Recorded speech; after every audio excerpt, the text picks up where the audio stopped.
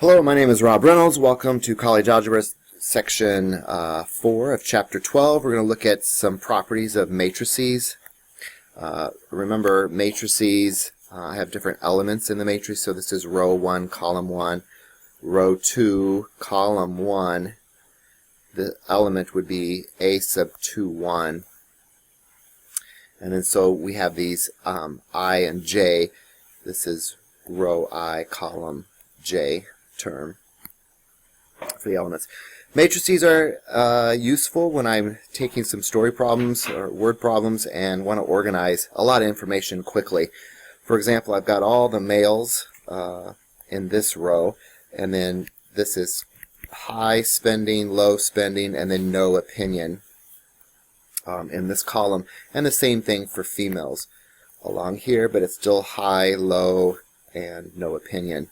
So I can have a lot of information displayed in one matrix. Matrices are always row by columns, so it's in this case a square matrix, which is 2 by 2. So here there's only one row by 3 columns, column 1, column 2, column 3, and then this would be a 3 by 3, row 1, row 2, row 3, and column 1, column 2, column 3.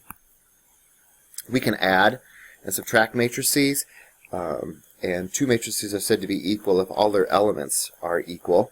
So to add matrices, we just go straight across, and row 1, column 1 gets added to row 1, column 1. So 1 and the negative 3, you can see negative 2. If I add the negative 2 and the 0, I get the negative 2, and if I add the 2 and the 4, I'll get the 6. Same thing with the second row. To subtract, I just subtract every element within the matrix. So this looks like 1 minus a negative 3. This is going to be negative 2 minus the 0. And 2 minus the 4. This one would be 0 minus the 2, negative 1 minus the 1, and then 3 minus the negative 4.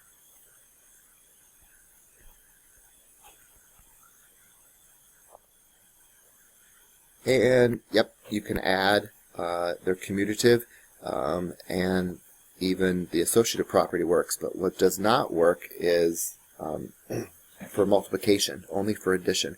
I'll talk about that in a second. So you can see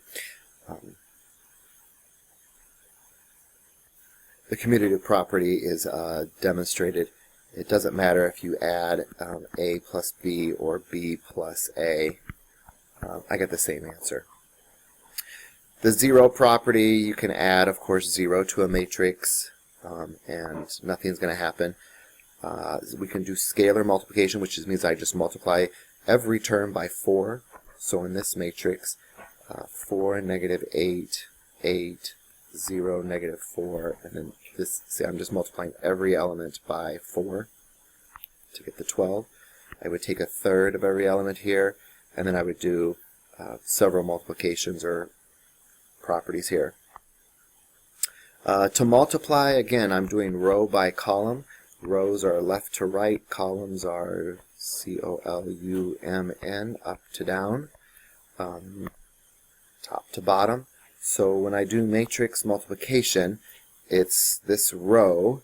So if I'm going to do R times C, I'm going to do row times column. So this row, by the way, if I name this matrix, this is a row, 1 row by 3 columns. This is a 3 rows by 1 column, and if these inner numbers match, that means they're compatible. These outer number tells me what the answers are going to be. In other words, this is just going to be a 1 by 1 matrix, or I just need to find one number here. So I'm going to take this entire row in blue and multiply by this entire column in yellow and add it up and get one number. So I would do 1 times the 2, and then I would come across, add it to negative 2 times the -1, that's here, and then the 4 times the 3. So this becomes 2 plus, this is just multiplied, so another 2 plus 12, or 16. Now it's nice to know that you can do this matrix multiplication on your calculators as well. So I'll go into my matrix, second matrix. I'm going to edit. This first blue matrix we decided was a 1 by 3. And I'll place the elements in there, 1, -2, 4. And I'm going to go back out to my matrices and edit matrix B. Make sure you have edit and 2 highlighted. I'm going to name the yellow matrix 3 by 1. And let's see, that's 2, -1, and 3. I'll quit. Second mode is your quit key. Go back into your matrices, hit enter for matrix A, second matrix number 2, and I'm multiplying together, and sure enough I get 16 as well. If I use a variable, you'll have to do matrix multiplication by hand. Again, here's an example where it's a story problem that's kind of nice when they're talking about several elements. There's row 1 will be all the money, and then column 2 is the number that I'm selling, and it's really easy to find total profits. So again, if the inner, so this would row by column, if this column of the first matrix matches the row, if they're the same, then they're compatible. And then the answer matrix comes from the outer. An example of that would be, this is row 1, row 2, so 2 by 3. And this is row 1, row 2, row 3, so 3 by 2. They're compatible, yes. And the answer matrix is going to be a 2 by 2. Sometimes it's kind of helpful to put the answer matrix out here. So I know I'm going for 4 elements. This would be row 1, column 1. So let's do it. I've highlighted it here in yellow and blue. So row 1, column 1 would look like, I'll shorten this just a little bit so I can fit one more in here. This would be 3 times the 2, plus 2. I got that from here. I'm going over and down, and then continue going over and down. So minus 3. So the first element, 8 minus 3, 5. And then this one is going to be row 1, column 2. So I'll slide this blue over so I can look at what I'm highlighting here. Is going to be 3 times the 4, 12 plus a -6 plus 1 is 7. And then I continue this, but this time I would go this blue, and then let's bring this yellow down. So, sorry, this would be 0 minus 4 plus 3, and then the last one would be 0, 12, -1. Hopefully I did that correctly. You can check that on your calculator. Just type it, just edit matrix A and edit matrix B. Finding the product of BA is not the same as finding the product of AB, because my rows and my columns will be mixed up. So here's BA's answer. And so recall that we had just done from the last one, oh, it looks like we did it right. 5, 7, -1, 11. Yep, 5, 7, -1, 11. Good. But I just wanted to point out to you that that was not the same answer. So AB does not equal BA. The rows and the columns are going to change. So it's not commutative for multiplication, although it was for addition. There's something called the identity matrix when I have this row of diagonals of 1s, and you can multiply by the identity matrix, and it's like multiplying by 1. So A times the identity matrix would just be back to matrix A. And it doesn't matter if I do A times the identity matrix or the identity matrix times A, I still get an answer of A, and this would just be matrix B. The purpose, the helpfulness of the identity matrix comes from inverses. So here they actually did the matrix multiplication to show you that it comes back and it's identical. So we're going to look at looking at inverses, and that identity matrix comes in pretty handy, because if you multiply any matrix times its inverse, you should get the identity matrix. So it says show, so again, you can't use your calculator to find this inverse, but I'll show you how to check that really quick.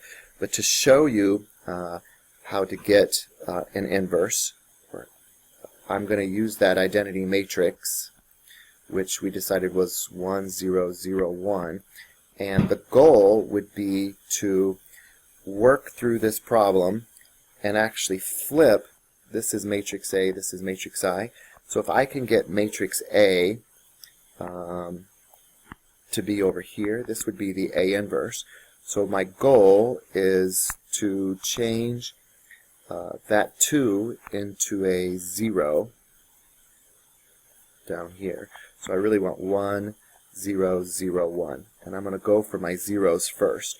So to zero this thing out, I'm going to have to multiply, how about negative 2 times row 1 and add it to 3 times row 2 to come up with a new row 2. The only row that changes is the row that we're going to change. So negative 6, negative 2, negative 2, 0, 6, 3, 0, 3. And that's my new row 2. So my new matrix would be, since I am only trying to zero out this guy, which I did right here, becomes this 0, 1, negative 2, 3. And you can see I'm a little bit closer to that identity matrix being on the left side that I wasn't. In fact, I even got a 1 there, which is nice. So my next goal would be to zero this out to obtain this blue 0. And I can do that by just subtracting the bottom row minus the top row. Looks like it gives me a nice 0 in that position that I need. So I'll subtract. Again, the only row that changes is the row we're changing, so this bottom row is going to stay the same.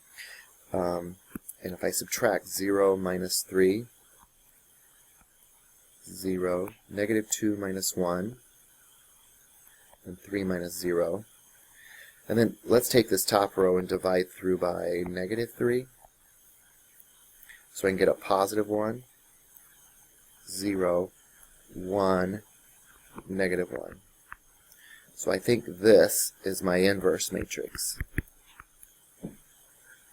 Again, you can check that fairly quickly on your calculators. Let's go back to the original. Oh, there it is. No, I don't have to check it. They gave it to me. So 1, negative 1, negative 2, 3. There it is. So the identity matrix helps you. So I could do that also with a 3 by 3. The order that you want to go for, you want to go for the zeros.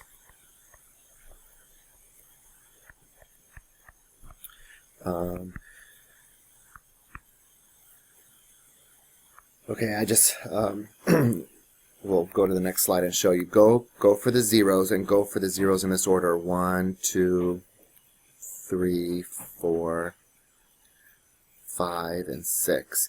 The only exception if we're going for the zeros, unless it's really easy to get a 1 in this upper left-hand corner, sometimes I'd swap a row or divide by it. That's what I mean by easy. If I swap a row and a 1's already in there, sometimes it's easier to go for the zeros if the 1's there. The only row that changes is the row that you're going to be changing. If you're in column 1, use row 1 to eliminate the zeros, and if you're in column 2, use row 2. Also, remember to reduce the rows before you write them in. That makes it a little bit easier. And then here's directions on how to solve matrices on your calculator. But to find the inverse, we just use the inverse key. So for this one, I would edit. a 3 by 3 matrix.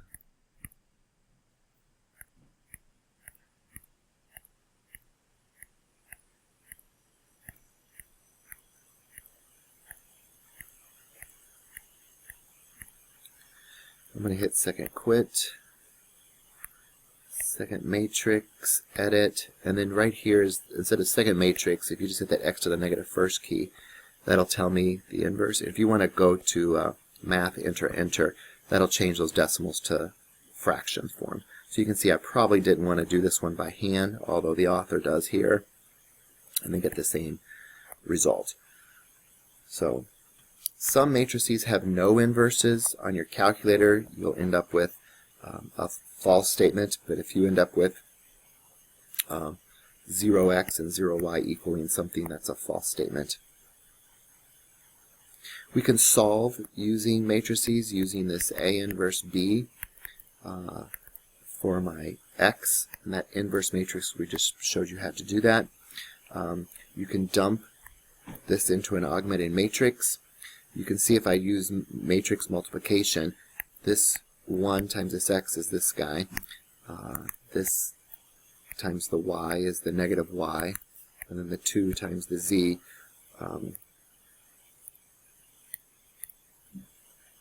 Sorry, 2 times the z gives me the negative 2z. So that row times that column will equal this 1, and likewise for the next. So to solve for this, all I need to do is A inverse B. So you can, on your calculators, you could just edit matrix A, edit matrix B, and do A inverse times B to find a solution. Of course, I prefer the RREF method, which I've already showed you in a different video. And then I just have some worksheets of some additional practice. If you'd like to watch those, you can. Please email me with your questions. Thank you.